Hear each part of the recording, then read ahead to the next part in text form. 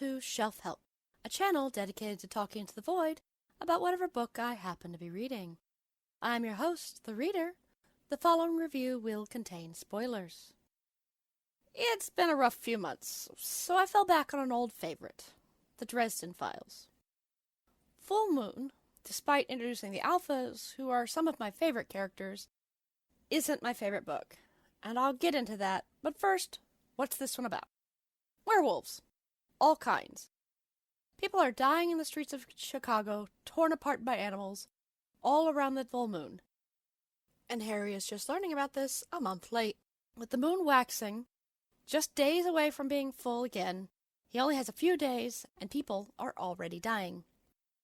In this universe, there are multiple types of werewolves. First, people who are turned into wolves, usually against their will. And they are just wolves who used to be people. Second, there are lycanthropes. There's a clinical lycanthrope, but that is way outside my purview. In the Dresden universe, they are people with the souls of animals. Third are the people who can turn themselves into wolves. These are people with minor magical ability who are really good at one spell. Fourth are the Hexenwolves. These are the people who use a talisman made of wolf to turn into a wolf. Though technically this could be used to turn into any animal, wolves are the most popular. Finally, there's the Loup-garou. This is your classic, bound to the cycle of the moon, monster stopped only by silver werewolf. They are big, mean, and immune to almost all magical and mundane attacks. All but one of these features in the story. It's the first one, because they're just wolves. This book opens with Harry having dinner with a new character, Kim Delaney. She wants to know about a very advanced and very complicated circle, far too advanced for her level of study. Dresden refused to help her, and she walks out in a huff. This is where my problem with this book stems, but I'm going to put a pin in that for a minute. Karen Murphy arrives and asks Dresden for his help on a string of strange murders. Turns out she's been under pressure from internal affairs. After the incident from the last book, a few of the politicians are asking why taxpayer money is being spent on a professional wizard. Also, the FBI is involved. And Johnny Marcone, Chicago's head mobster, with his eyes like old dollar bills and soul like a tiger. So the monsters without teeth also abound. Our new allies for this book are the Alphas, a group of college kids who can turn themselves into wolves. And with all the naivete and enthusiasm of youth, they will use this power to help push back the darkness. I love them. There is also the mysterious Tara West and her very rich fiancé, Harley McFinn. McFinn wants to buy up a lot of land and turn it into a preserve for wildlife. A startlingly altruistic thing for a multimillionaire to do. It also puts him in conflict with Marcone's business interests. This is a lot less of a mystery of who is the werewolf and more of who set it loose and why. So why is this book so low on my list? It depends on everyone passing around the idiot ball. If you're unfamiliar with the trope, it's where characters act stupid for the sake of the plot. The first person to take up the ball is Kim Delaney. She is helping our Loup-garou after his circle got messed up. Presumably, she promised not to give away his secret. But when Dresden refuses to help her, because the spell is way above her ability and training, it's time to level with the only full wizard in town. Now, Harry's not innocent here either. A small talent magic user suddenly has an academic interest in a really high-level spell? Maybe ask some probing questions, Mr. Private Eye. However, the biggest offender of the idiot ball in this story is Karen Murphy. Cops in recent years have come under a lot of well-deserved scrutiny, and Murphy is a surprisingly accurate depiction of why.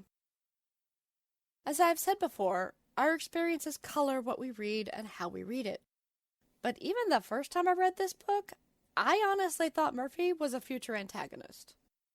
The biggest problem with Murphy is at this point she swings wildly back and forth on if she believes in magic. She's been the head of special investigations for years, and in that time she's hired Harry for odd jobs. She's seen him use magic in that time. She has shared a soul gaze. Maybe she has not seen any of the big stuff, but he's been reliable enough that she's willing to ruffle a few political feathers to catch the bad guys.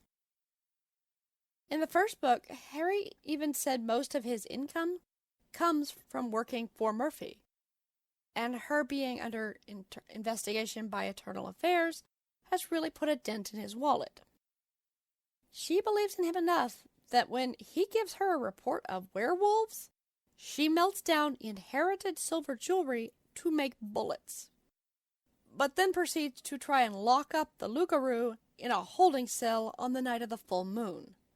And this was after she'd seen the magic circle kept inside a bank vault normally used to hold this creature.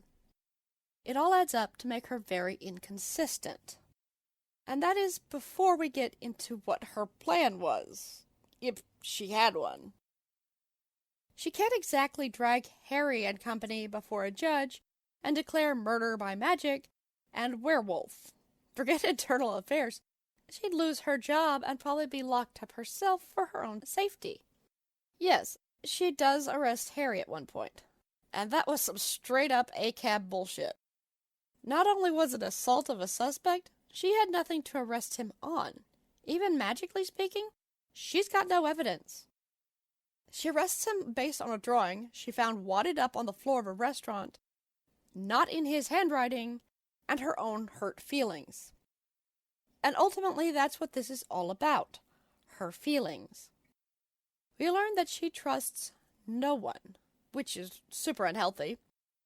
It also is a big part of the problem with cops. They see themselves as the only good, and everyone else is therefore bad. The other cop in this story, Agent Denton, is basically in the same boat. He trusts his people and no one else. Not Murphy, and certainly not Harry. After years of seeing men like Marcone literally get away with mass murder, his sense of justice has worn away. He's ready to play judge, jury, and executioner. If an innocent person gets hurt or killed in the process, that's just a necessary sacrifice. Murphy hasn't fallen as far down the mistrust rabbit hole, but she doesn't have far to go. And it's not that I don't have sympathy. The job of the police can be very dangerous, and they see horrible things. They also make their own job worse, and are the source of most of their own problems. But this is not the place to explain how one bad apple spoils the bunch. Back to the idiot ball. While Murphy's behavior isn't that far off base from how some cops see the world, as fiction, she looks like she's making decisions to force the story forward. Even the ending, she positions herself in the worst possible position to solve the problem. But it creates nice drama, which easily sums up Murphy's role in this installment. But she does get better, eventually. I'm going to put this one on my middle shelf. As I said, it's not my favorite in the series. Murphy isn't a foil so much as a bumper to keep the story on track. Having a protagonist who does not agree with the main character is a good thing. But they still need to be consistent, and that's the real problem with this book. Murphy believes in magic, but only as much as the story needs her at any given moment. Thank you for your time. I know everyone's mileage will vary. Feel free to leave your thoughts.